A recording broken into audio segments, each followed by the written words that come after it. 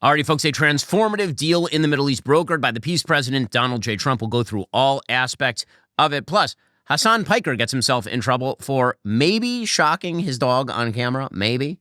And Katie Porter wants out of an interview. So a lot going on. First, tomorrow, Daily Wire Plus premieres our new series, USS Cole, Al-Qaeda's Strike Before 9/11, the untold story of how 17 American sailors were killed, dozens more wounded, and how Washington brushed it off as a criminal act. Be the first to watch. Get 40% off a new annual Daily Wire Plus membership right now at dailywire.com. And in 1 week, our new show, Friendly Fire, goes live. Join me, Michael Knowles, Matt Walsh, Andrew Klavan, and special guest Isabel Brown for live debates on censored disagreements and unfiltered discussions on the headlines that matter most. Plus, Jeremy Boring stops by with your first look at the Pendragon cycle. Not a member? Get 40% off a new annual membership with code FALL40 at dailywire.com.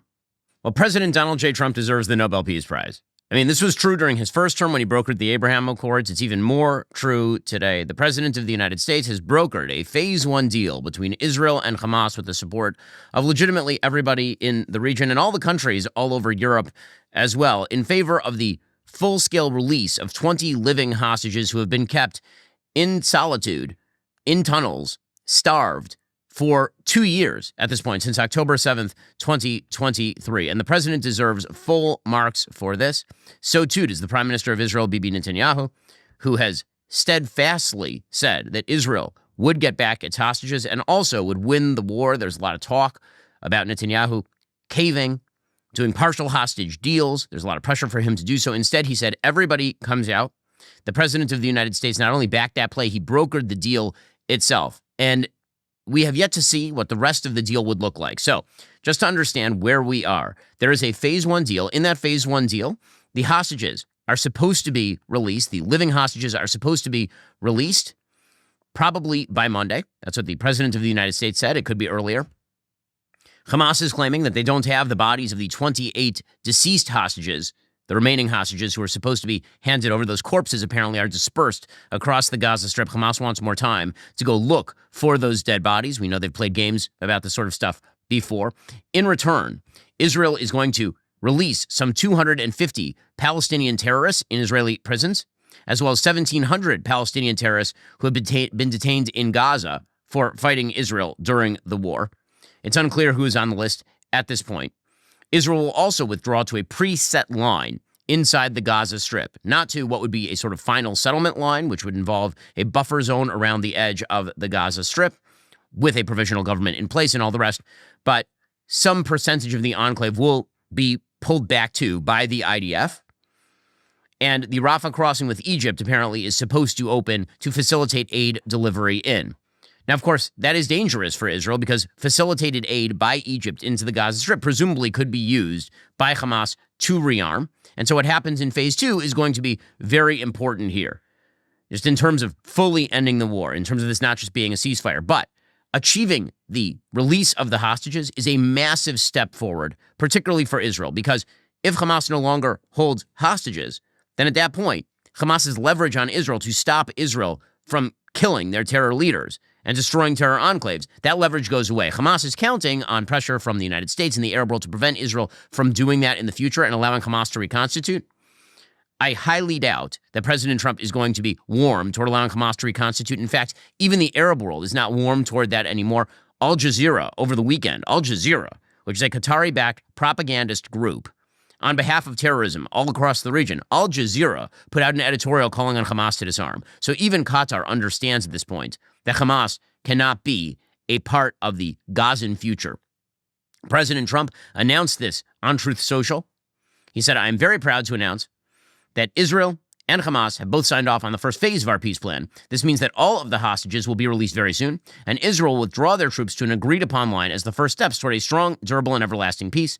All parties will be treated fairly. This is a great day for the Arab and Muslim world, Israel, all surrounding nations, and the United States of America. And we thank the mediators from Qatar, Egypt, and Turkey who worked with us to make this historic and unprecedented event happen. Blessed are the peacemakers." And again, President Trump deserves full marks because it was President Trump who not only brokered this deal, but completely changed the math around on this deal. In terms of public relations, obviously, Israel's been subjected to 2 years of full-scale legacy media lies, TikTok lies, social media lies. There were claims that Israel was committing a genocide within literally the first week of the war, and those claims only escalated thanks to the virality of the claims and the repetition in the legacy media of those claims, which were never true the entire war. But there's no question that Israel suffered a lot in terms of public relations to the point where there were nations moving to isolate Israel, up to and including trying to preliminarily declare a Palestinian state with no government, no borders, and no responsibility for their own citizens. President Trump shifted that around. President Trump took a look at the situation and he said, listen, we're going to get to a deal now. And then he put pressure in the right places. He offered carrots and he offered sticks. And in a moment, I'm going to get to what changed here, because that's really the question. What changed between October 7th, 2023 and October 8th, 2025? What changed to allow for the full-scale release of the hostages and the possible end of the war? We'll get to that in just a second. The Prime Minister of Israel put out a statement. He said, with the approval of the first phase of the plan, all our hostages will be brought home. This is a diplomatic success and a national and moral victory for the state of Israel. From the beginning, I made it clear, we will not rest until all our hostages return and all our goals are achieved. Through steadfast resolve, powerful military action, and the great efforts of our great friend and ally, President Trump, we have reached this critical turning point. I thank President Trump for his leadership, his partnership, and his unwavering commitment to the safety of Israel and the freedom of our hostages. God bless Israel. God bless America. God bless our great alliance. Of course, I spoke with the Prime Minister just a couple of days ago. You can go view that interview over on YouTube or listen to it on any of our RSS feeds to understand the Prime Minister's view of the war, how far Israel has come, and where Israel stands in the region at this time. The President of the United States is scheduled to go to Egypt to presumably sign the agreement and then travel on to Israel, where he is now scheduled to address the Israeli parliament, the Knesset, on Sunday. The level of excitement, not only for the deal, but for President Trump to visit so that they can celebrate President Trump, is extraordinary. I don't think there will be anything remotely like it, frankly, in Israeli history with regard to a welcome for a leader from the United States. President Trump has like a 95% approval rating in the state of Israel, and that is for a reason, because President Trump inherently understands the Middle East in a way that Westerners typically do not understand the Middle East. He understands that in the Middle East, power rules. He understands that in the Middle East, there is no solution but moving through. He understands that in the Middle East, concessions are seen generally as a sign of weakness. And what he understands most of all is that the United States' role very often is to provide the carrot while Israel provides the stick. All of the lies that conflict can't be solved through military power, that is untrue. Because fundamentally what changed between October 7th, 2023 and October 8th, 2025 is that the state of Israel destroyed its enemies on a wide variety of fronts. That is the thing fundamentally that changed. And then the United States has come in at the end and offered the assurances necessary to America's Arab allies and regional allies, and Israel provided the stick to many of those same people to compel them to get Hamas to give up the ghost and release the hostages. Hamas has put out a statement as well. After responsible and serious negotiations between the movement and the Palestinian resistance factions regarding President Trump's proposal in Sharm el-Sheikh, which is in Egypt, with the aim of ending the war of extermination against our Palestinian people and the withdrawal of the occupation from the Gaza Strip, the Islamic resistance movement Hamas announces the signing of an agreement stipulating the end of the war in Gaza, the withdrawal of the occupation from it, the entry of aid, and a prisoner exchange. Okay, so let's just be clear. The agreement does not do all of those things. It does not actually formally end the war in Gaza. That is yet to happen in stage 2 or stage 3. The quote-unquote withdrawal of the occupation from Gaza, Israel will be withdrawing from certain areas in exchange for the hostages, but certainly not a total military withdrawal. That would be foolhardy and idiotic. Israel cannot withdraw from an area that is still occupied by terrorists. That was precisely the problem in 2005 when Israel abandoned the Gaza Strip to the tender mercies of Hamas. Hamas continues, we greatly appreciate the efforts of our brothers mediating in Qatar, Egypt, and Turkey. We also appreciate the efforts of U.S. President Donald Trump, who seeks to bring about a final end to the war and the complete withdrawal of the occupation from the Gaza Strip. Again, this is Hamas projecting. We call on President Trump, the countries guaranteeing the agreement, and various Arab, Islamic, and international parties to compel the occupation government to fully implement the terms of the agreement and not allow it to evade or delay the implementation of what was agreed upon. So now Hamas is going to try to claim more was in the agreement than was in the agreement in order to put pressure on Israel because they do not have the military capacity to withstand Israel. And thanks to the pressure largely of its erstwhile allies, Qatar and Turkey. Understand, the funding mechanisms for Hamas were Qatar and Turkey. When those went away, then Hamas was isolated. And at that point, all they basically have left is verbiage.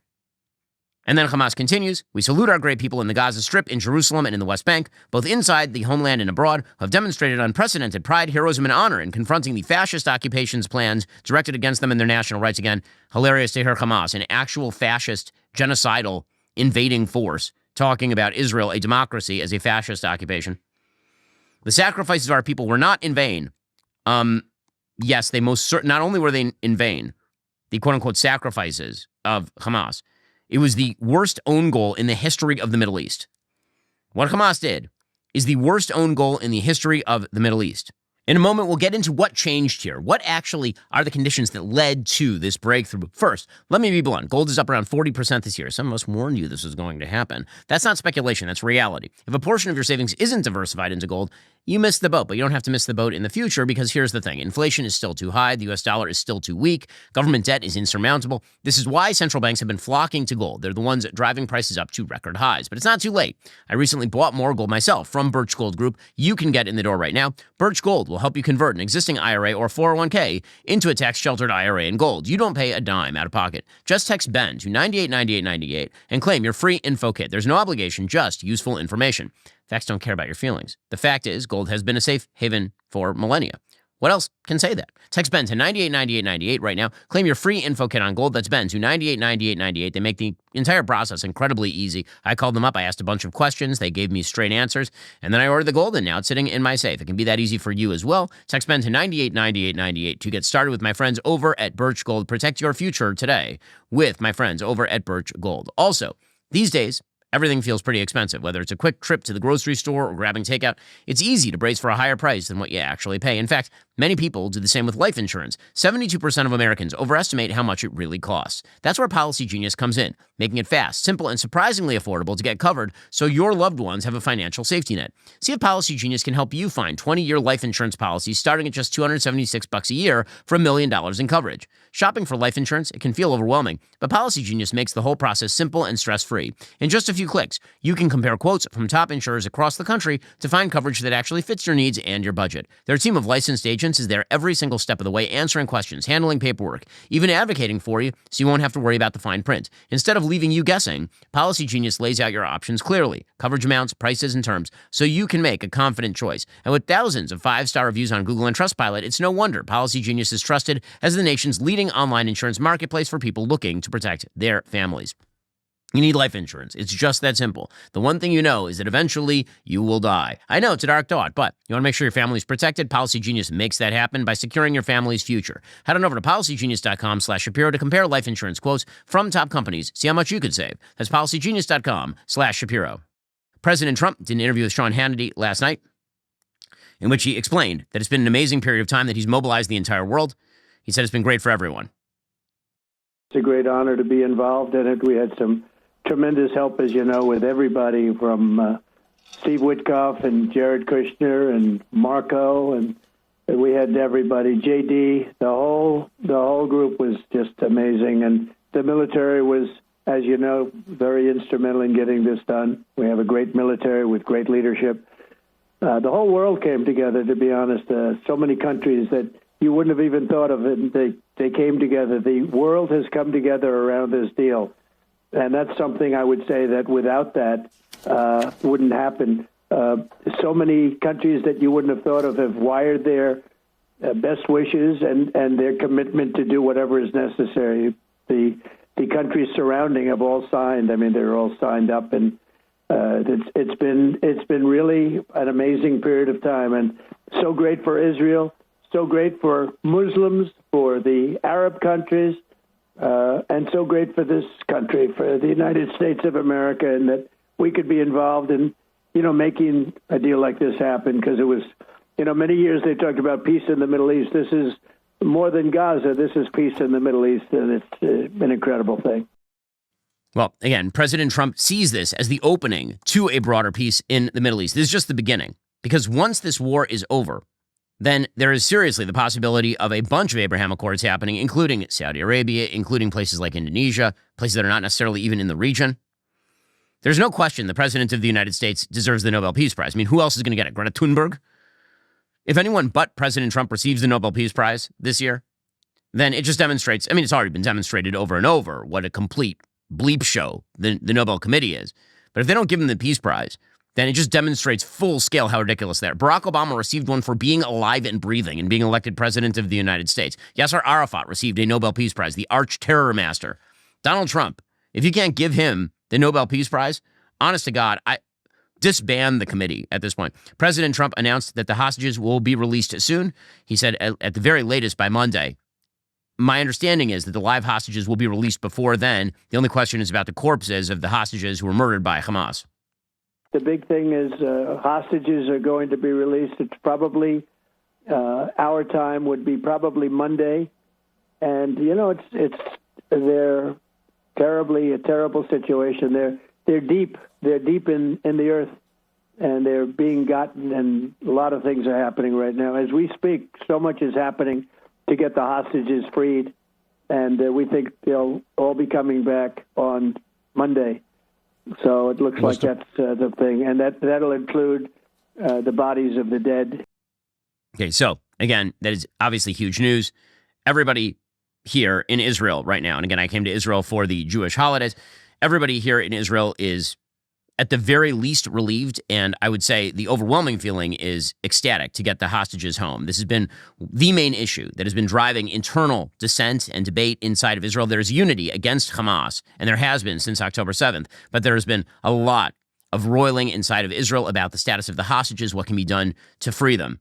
President Trump said it's not just going to end with the hostage release. Gaza will end up a safer place. And this is where what happens in stage 2, stage 3, that's where that matters. Hamas cannot remain in charge, obviously, of the Gaza Strip. Hamas does have to be disarmed. Some sort of provisional authority, we would hope under Tony Blair or someone like that, would have to take place. The place needs to be made safe. And then investment dollars that go in will be used to actually build things as opposed to terror tunnels and rockets, which is what Hamas spent all the money on for the last 20 years or so. Here's President Trump talking about the future of Gaza. Well, Gaza is going to be a peaceful, much safer place. Obviously, it's been blown to pieces, and this is just not by Israel. This is over years and years and years. It's been heartache for many years. A lot of people say this is a deal for 3,000 years. So whether you say 500, because some people say 500 based on events, but other people say this is something historic for 3,000 years. There's nothing ever going to be bigger than this. And so Gaza, we believe, is going to be a much safer place, and it's going to be a place that reconstructs, and other countries in the area will help it reconstruct because they have tremendous amounts of wealth, and they want to see that happen. And we'll be involved in helping them make it successful and helping it stay peaceful, but I think it's going to be peaceful. I think, again, the Iran situation was very important, doing what we had to do, which was, again, 22 years it was planned to be done, and no other president wanted to do it or whatever, for whatever reason, but they didn't do it. And having that was very important. But, you know, I'm very confident there'll be peace in the Middle East. I mean, the words peace in the Middle East is something people have been striving for hundreds of years, for centuries, for many centuries. And we really have. Every country has come together. Okay, so, again, what happens next in Gaza is going to matter an awful lot, and that will require some oversight because Gazans apparently were in the streets celebrating the deal. Anytime there's a ceasefire, there's a celebration in Gaza because it means that Gaza stops getting walloped, obviously, but it also means a false claim of victory. Apparently, many Gazans were in the street chanting their usual anti-Semitic chant of Khaybar, Khaybar, Ya Yehud, which is a celebration of a passage in the Quran in which Muhammad wipes out a Jewish city, essentially. So, you know, again, the idea that the Palestinians have suddenly become moderate, it was not true in the first place. It is still not true. What happens next is what has to happen in every area that is rife with crime and violence and genocidal thought, which is it has to be made quiet. But the first step toward that is the release of the Israeli hostages.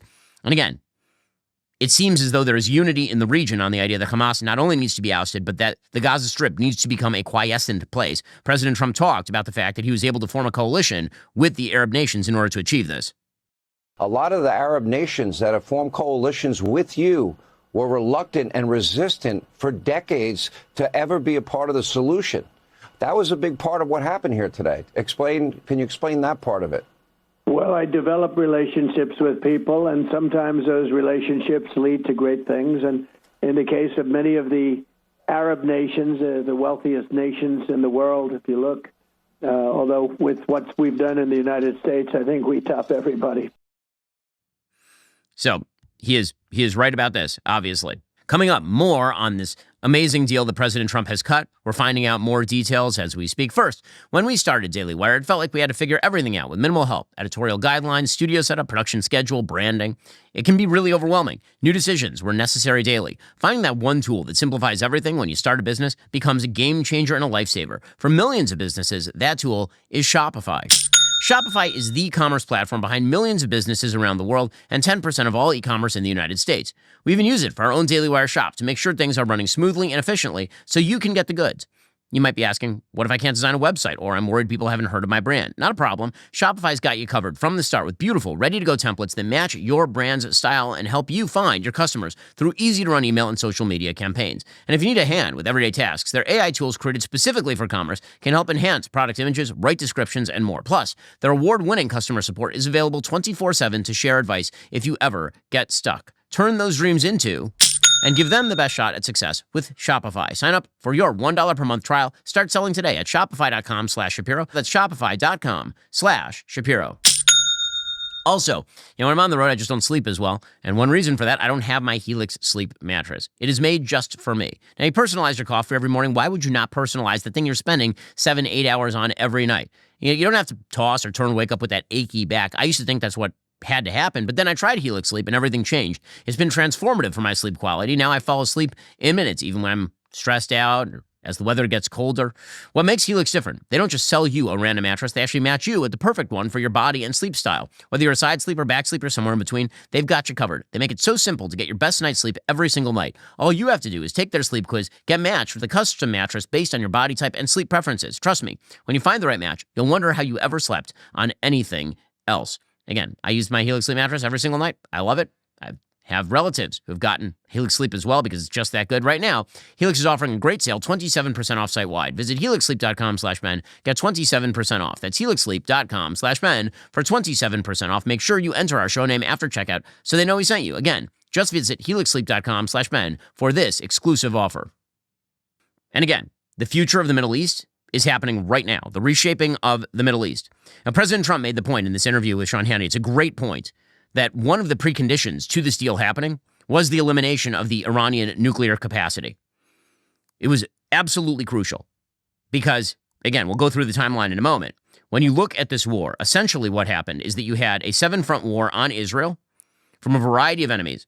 And one by one, the threats were removed in each of those areas. And finally, Hamas had no support upon which to stand. And when that happened, then you finally get a ceasefire and a possible move toward peace. That's what has to happen. Remove all of the support structures beneath the terror masters, and they collapse. Here's President Trump talking about the necessity of the United States' single B-2 sortie that took out the Natanz nuclear facility in Iran. Well, Iran was about 1 month, maybe 2 months away from having a nuclear weapon. And if I allowed that to happen, this deal would not have been possible, or if it was, it would have a tremendous cloud over it because you'd have a country with a nuclear weapon that was not obviously very friendly.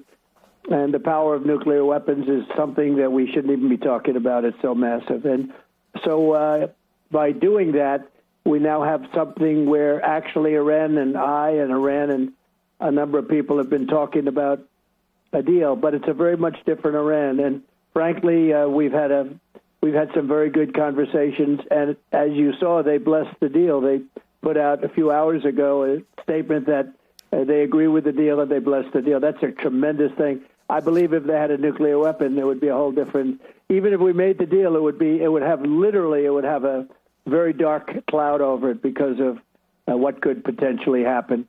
So now there are no dark clouds. We're going to have peace. And by the way, I believe Iran's going to be actually a part of the whole peace situation. But countries that frankly didn't get along, they're all involved, and it's brought the whole world together. It's amazing. So, what changed? Right, and this is the big question. What changed between October 7th, 2023 and October 8th, 2025, which is when the deal effectively was made? It was announced in the early morning hours of October 9th. And again, the anniversary means something here. I mean, we are coming up on Simchat Torah, which is the Hebrew date upon which this attack was launched. We're in the middle of Sukkot right now, which is a Jewish holiday that lasts in Israel 7 days. It lasts 8 days outside of Israel. That is slated for the beginning of next week. And so it is quite possible the hostages will be released essentially on the eve of the day that the war started 2 years ago. What changed? Because something changed. Because Hamas could have given up all the hostages right away, and they could have surrendered right away, and then all of this could have been avoided, or they could have never done October 7th. But something changed. To understand, you actually have to look at the timeline. And again, here is the point. When people say that war doesn't work, or force doesn't work, well, when you have an intransigent enemy that attacks you, it turns out that actually force and war are the only way to remove their capacity to harm you and undermine them. Hamas invaded Israel October 7th, 2023. They killed 1,200 people, mainly Jews, and they took 250 hostages. Hezbollah, which was a Lebanese terror group backed by Iran, essentially an Iranian proxy, in the north of Israel, in Lebanon, they began launching small strikes in the north, and that gradually escalated into major rocket assaults that emptied the north of Israel of hundreds of thousands of citizens. Hundreds of thousands of people in Israel left their homes and moved south in Israel. So when the war began, essentially Israel was on retreat in Gaza, and they had started already on retreat in the north of Israel. Before Israel even struck back, the propaganda war began. Massive protests in the streets in favor of Hamas. Within days, those protests started promoting the lie of an Israeli genocide, which of course escalated over the course of 2 years, 2 long years. Now, there were some very short ceasefires that were reached in order to exchange prisoners. So Israel responded overwhelmingly in mid to late October.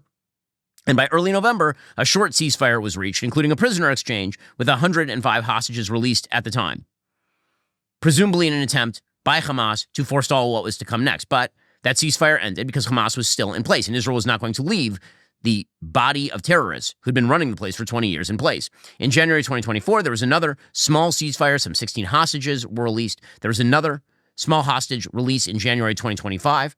There was a special release of Idan Alexander, the sole American who was being held at that point in custody, in hostage situations by Hamas, in order for Hamas to try to pay some sort of tribute to President Trump. Massive terrorist release in exchange on Israel's side for Idan Alexander. In February 2025, there were another 6. In February, there were another 3.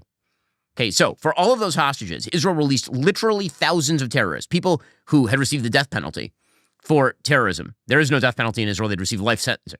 We're talking about thousands of terrorists, hundreds of whom had received life sentences for terrorism and for murder and for attempted murder. And these were released by Israel in exchange in the middle of a war, knowing that a huge percentage of these people were probably going to go back to the war. So it wasn't, there were these sort of temporary hostage releases. These sort of happened. They're kind of short term. They didn't stop the war. What actually happened? If you look at a map of the Middle East, Israel won on every single front. On every single front. On April 1st, Israel decided it would no longer be allowing Iran to essentially spread its terror tentacles throughout the region, because all the various forces throughout the region that were fighting Israel were backed by Iran. Hamas was backed by Iran. Hamas and Islamic Jihad in the so-called West Bank, Judea and Samaria, backed by Iran. Syria, the Assad regime, was being backed by Hezbollah, which is backed by Iran. Hezbollah in Lebanon was backed by Iran. There were forces in Iraq who were backed by Iran. Iran itself had been attacking Israel, and the Houthis in Yemen had been attacking. They, of course, are supported by Iran. So Israel began defenestrating every single one of these pillars. So on April 1st, 2024, Israel killed 2 top Iranian generals in Damascus, making clear to the Iranians that they would not be allowing Iran to up the ante in places like Syria, that they wouldn't allow another front to open in Syria. In response, Iran fired a few missiles into Israel. Israel then killed Ismail Haniyeh, who is the political leader of Hamas, on July 31st, 2024, in an assassination in Iran. Haniyeh had been living in Qatar. He went to Iran for some sort of big festival on behalf of anti-Semitism and anti-Israeli sentiment, and he was killed in Iran. On September 17th, 2024, Israel opened the front against Hezbollah. So Hezbollah, again, had cleared the entire north of Israel. There was no one living in these areas because of the constant rocket attacks. And Israel launched the single most targeted and brilliant anti-terror campaign in the history of the world, that beeper attack on Hezbollah, where they literally had Hezbollah distributed pagers blow up on the members of Hezbollah with minimal cost to civilians. There will never be no cost to civilians when you're attacking terrorists, but minimal cost, like the single most targeted attack in human history. Days later, Israel entered Lebanon to clear the south of Hezbollah and slammed Hezbollah targets throughout the country. On September 27th, 2024, they killed the charismatic leader of Hezbollah, Hassan Nasrallah. They bombed him into the ground, literally into the ground. He was in a bunker underneath a building, and they hit the building with a bunch of 10,000-pound bombs and killed Nasrallah. That prompted Iran, who again had supported Nasrallah and Hezbollah, to fire a few more missiles into Israel. Just a couple of weeks after that, Israel killed Yahya Sinwar, who was the mastermind of October 7th and the military leader of Hamas. They had also killed Mohammed Daif, who was the military leader of Hamas in the Gaza Strip. Thanks to the defenestration of Hezbollah, Bashar al-Assad fell in Syria because he did not have the support of Hezbollah. He was not, in fact, toppled by the Israelis. He was, in fact, toppled by the Turks. The Turks backed a terrorist group called HTS, which ran down from the north of Syria and basically just took Damascus. So Assad fell as a result of him lacking the support base of Hezbollah. And then, of course, June 12th, 2025, Israel began attacking Iran's nuclear infrastructure, launching the famed 12-day war that ended with President Trump giving the order to destroy the Iranian nuclear facility at Natanz. On September 9th, 2025, Israel attacked Hamas in Qatar. So, what changed here? What changed? As I give you that very sort of truncated timeline. 1, Israel dominated its opponents. Israel did not cut peace deals in which it gave concessions to a bunch of terrorists. Instead, Israel dominated its opponents. It dominated them in the south, in the Gaza Strip. It dominated them in the north with Hezbollah. It dominated them in Iran. It dominated its opponents. Second, President Donald J. Trump happened. So in 2024, Israel did extraordinarily heavy work. Again, go back to that timeline. They killed Haniya in Iran in 2024 while Joe Biden was president. They killed Hassan Nasrallah while Joe Biden was president. They killed Yahya Sinwar while Joe Biden was president. But the pressure from Joe Biden gave life to Hamas. In the same way that Emmanuel Macron, the moron president of France, gave life to Hamas by saying he would give them a state, Joe Biden, by slow-walking aid to the Israelis, by telling the Israelis, don't go into Rafah. You remember all eyes on Rafah? And then Israel took Rafah in 3 weeks with minimal loss of civilian life. All of that pressure on Israel gave the public relations lift to Hamas that it was looking for in order for them to prolong the war. Right? Public relations matters, and Hamas knew it.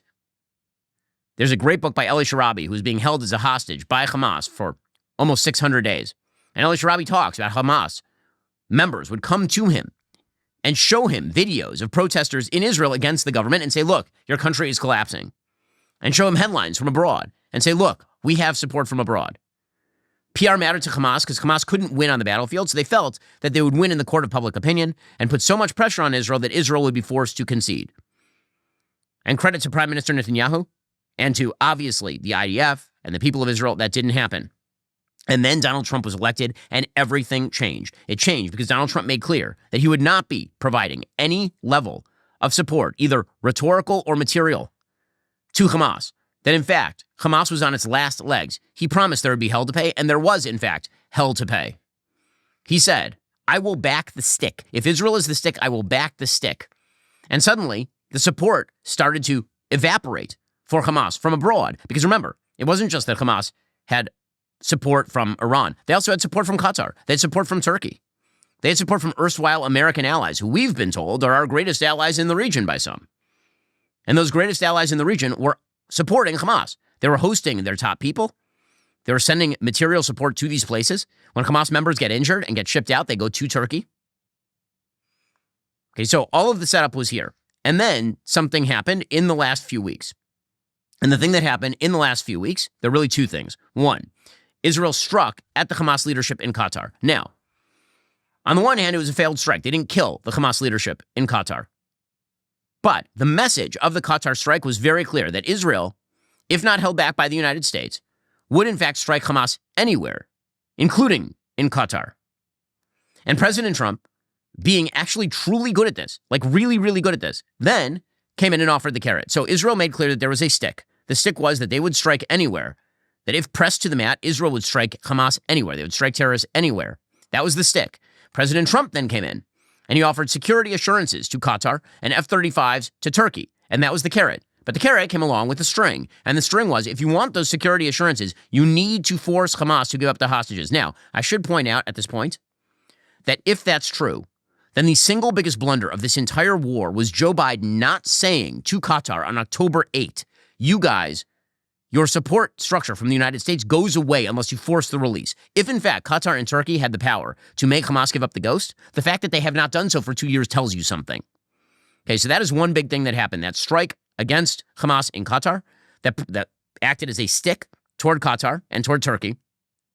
And then the president of the United States coming in the back door and saying, no more strikes in Qatar, security assurances to Qatar, maybe F-35s to Turkey. That's the carrot, but only if we all get on the same page that Hamas cannot rule the Gaza Strip. And finally, the IDF doing, again, just unbelievable, extraordinary work, truly, sweeping through Gaza City.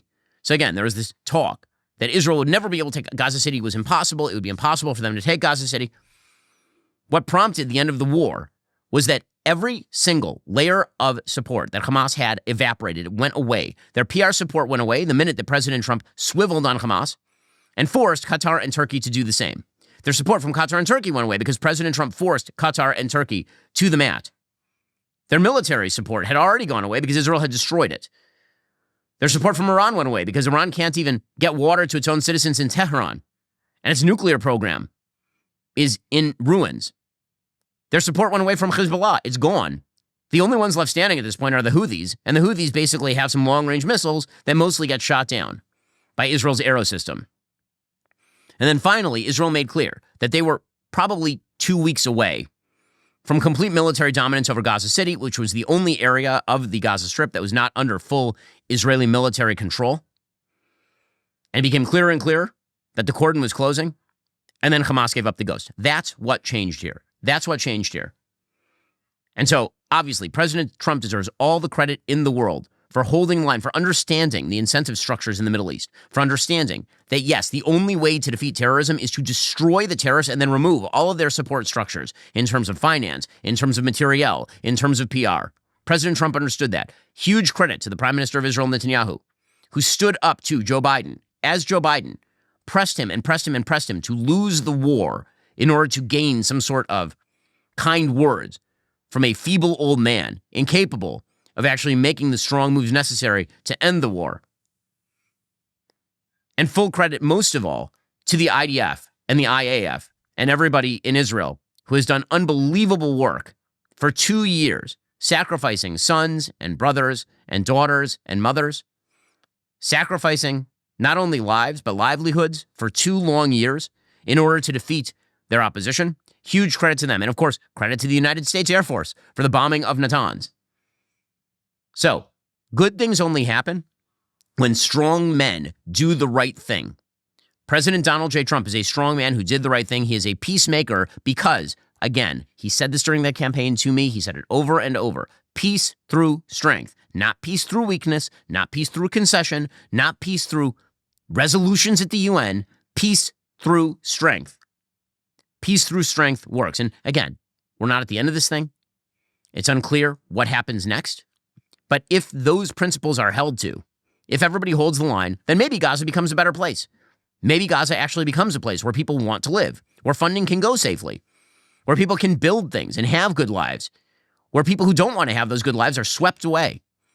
Maybe that's what Gaza becomes. If not, then essentially Gaza will become like Jenin or Nablus. Those are areas of the so-called West Bank in Judea and Samaria in which Israel has military overwatch in order to prevent terrorist attacks against itself. But one thing is absolutely clear. In the face of genocidal terror, the answer is not concession. The answer is not legitimization. The answer is not rationalization. The answer is destruction and removal of the support bases that these evil people rely upon to continue a war that not only killed 1,200 Israelis on October 7th and took 250 hostage and resulted in the death of another 1,000 Israelis and the wounding of thousands more Israelis over the course of this war, but subjected the people of Gaza to ruin.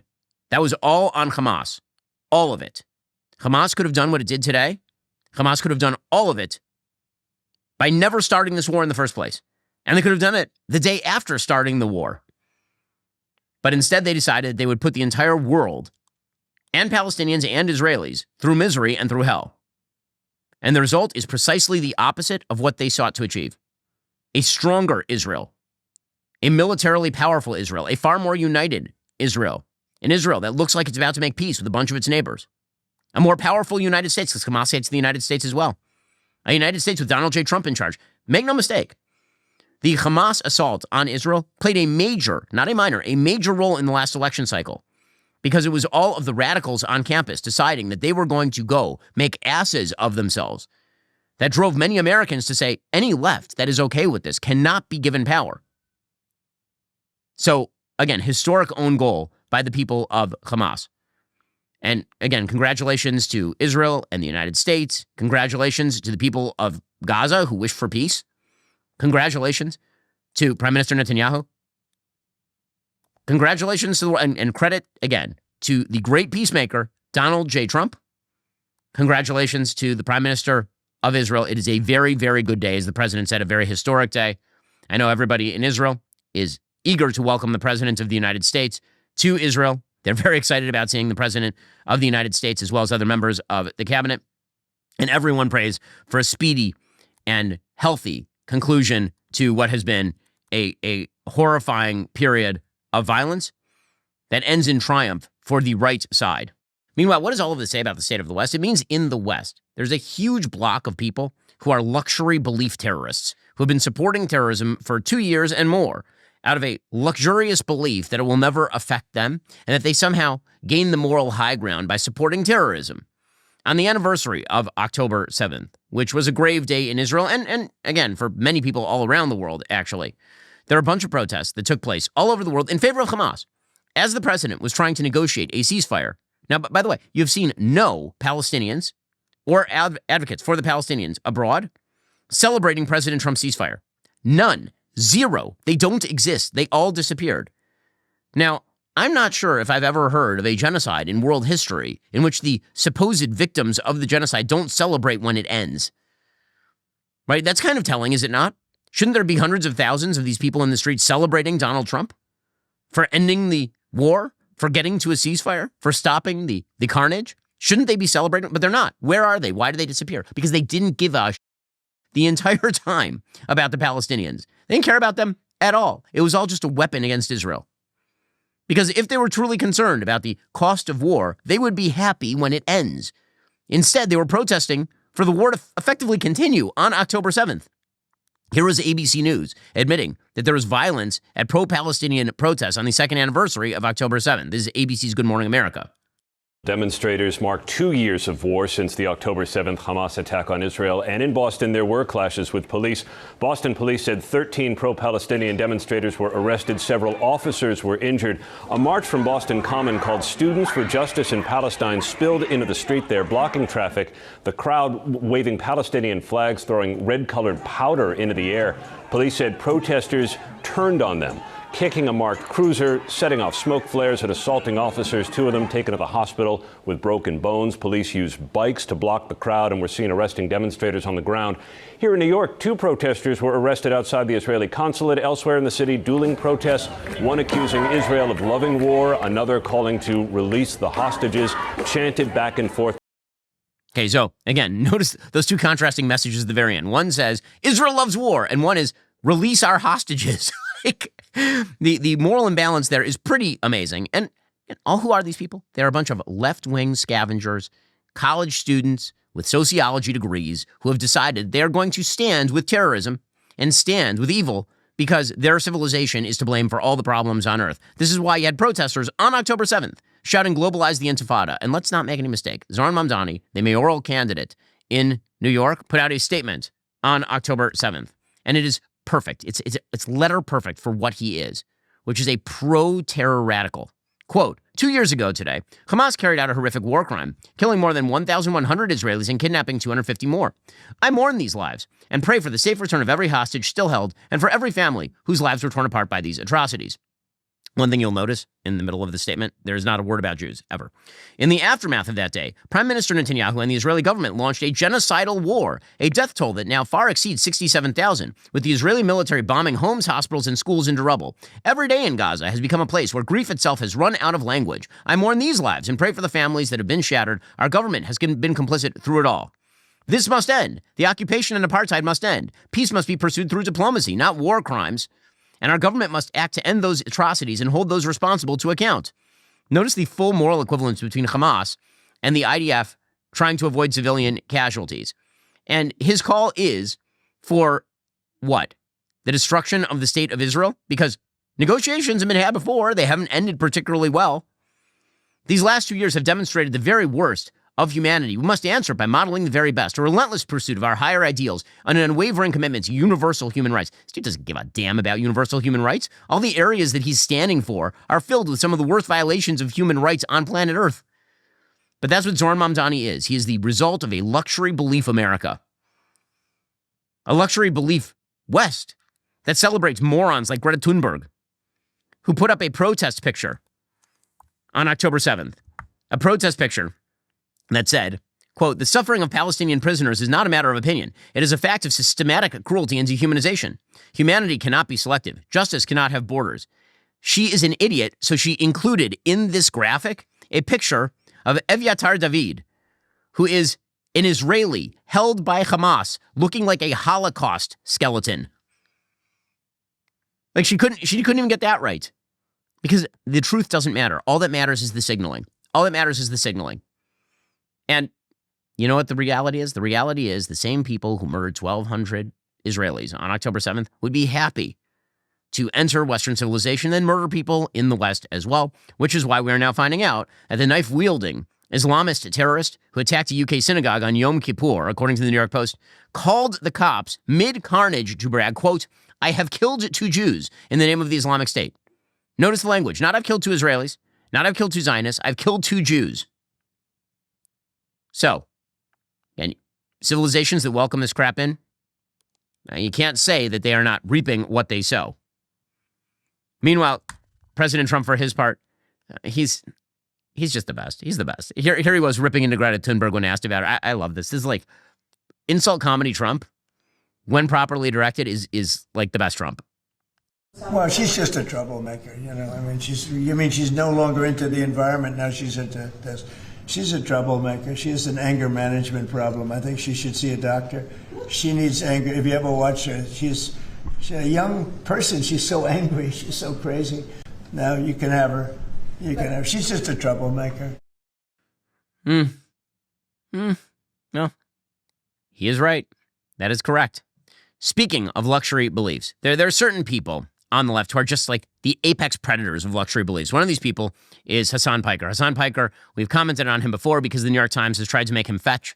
They keep putting him in their newspapers, on their podcasts, pretending that he is apparently some sort of deep thinker, you know, the kind of deep thinker who has to write obituaries about Charlie Kirk from a man who has openly called for violence and supported pretty much every terror group on the planet, so long as it's oriented against the West. Well, it turns out that he apparently is not super nice to his dog. So, this was a big controversy over the Jewish holiday. Apparently, he has a dog named Kaya, and during a recent stream, he was complaining about his internet connection. He equated this with violence, because everything is violence. Violence is violence, but so is a bad internet connection, according to fabled genius Hasan Piker. And then he yelled that he hates the country, he hates America, because his Wi-Fi connection was not good enough in a studio that he pays for. And by the way, this socialist has a $3 million mansion. And then his dog stands up. And then he yells at the dog. And then he appears to be reaching for something, and the dog yelps. And then he yells at the dog again, and then blames his mom for spoiling her. So this led to the supposition that he had remote shocked his dog to get the dog to go back in place. If you can't see this, the dog is doing nothing. Now, listen, I have a dog. Okay, our dog's name is Happy. He's a very cute dog. My kids love the dog more than I do. My wife loves the dog more than I do. I'm not like a huge dog person. You cannot treat an animal this way. That's ridiculous. That's just ridiculous. Like, I'm not a warm and fuzzy guy with the dog. I would never treat our dog this way. Not in a million years would I treat our dog this way. Like, the dog isn't peeing on him. The dog isn't crapping on the carpet. The dog literally gets up and moves a foot, and he starts yelling at the dog and then reaches for something, and the dog yelps. Now, I know my dog. My dog does not yelp for no reason. Dogs don't just generally, like, yelp. especially a calm dog like this dog. This dog appears to be generally a pretty calm dog. Apparently he's on the stream a lot. So it's not like he's getting up and yelping all the time. He's not like a yappy dog.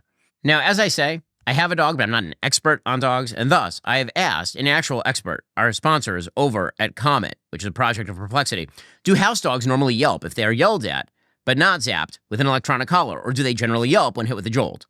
And here is what Comet tells me, quote, house dogs do not usually yelp simply from being yelled at. Their yelping response primarily occurs in situations where they experience sudden pain, significant surprise, or intense fear. Most dogs yelp when they are hit with a jolt from an electronic shock collar, as shocks can be painful or highly startling, especially if the collar intensity is high or the dog is sensitive. Dogs may cower, show submissive body language, or appear frightened when yelled at, but outright yelping is uncommon and typically only occurs if the yell deeply startles or scares them. Electronic collars often cause dogs to yelp due to the physical discomfort or pain of the electrical stimulus. So, I'm not kind of believing Hasan's defense here. So here's the footage. Okay? It's the same reason as to why America, Kaya, please just just stop. Okay, the dog yelps and like jumps. Jesus Christ, what are you doing? You're being such a baby. I mean, I'm sorry. It's just, this is like, you're making her stressed. She just literally is so incredibly spoiled from my mom. No, she doesn't want to come over here to see what's up. She just wants to roam the house because she got to roam the house when I was gone. And she needs to literally have the same structured, regimented. What a bad person. Truly a bad person. Speaking of whiners, spoiled brats, Hasan Piker, like number one on the list. My goodness.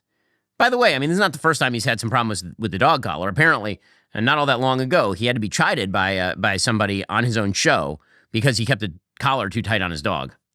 And now it's mainstream. I love her. I think her collar's too tight. Well, it's here we get. It's you have to be able to get two fingers, and I couldn't even get one. I think you're choking her. She's like, it's 'cause she has a lot of neck meat. Aye. So Piker has responded, and then he says, no. It's just a buzz collar. It's not a shock collar. It wasn't set too high. So the dog apparently yelped for no reason. Can I just point out that even if he didn't zap the dog, him yelling at the dog for the great sin of moving while shouting about the violence of the internet makes him one of the most spoiled people in the history of all of humanity? Like, first of all, why is the dog even in the room? Seriously, I've never done a show with an animal in the room because I'm doing a show. And it's not the dog's responsibility not to disturb my show. It's a dog. It's my responsibility to put the dog in a position where the dog can live a normal life. Why is the dog supposed to like perch itself on this 1 foot square desk near Hasan Piker and just sit there for hours while the schmuck utters garbage into a microphone while playing video games?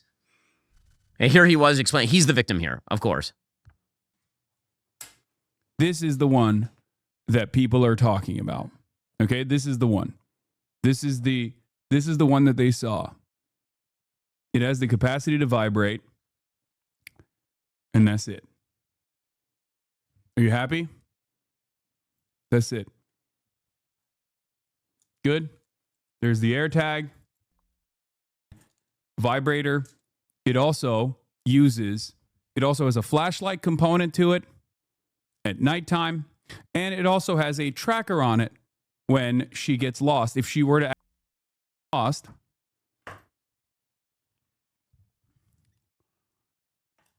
you are able to, it emits a sound.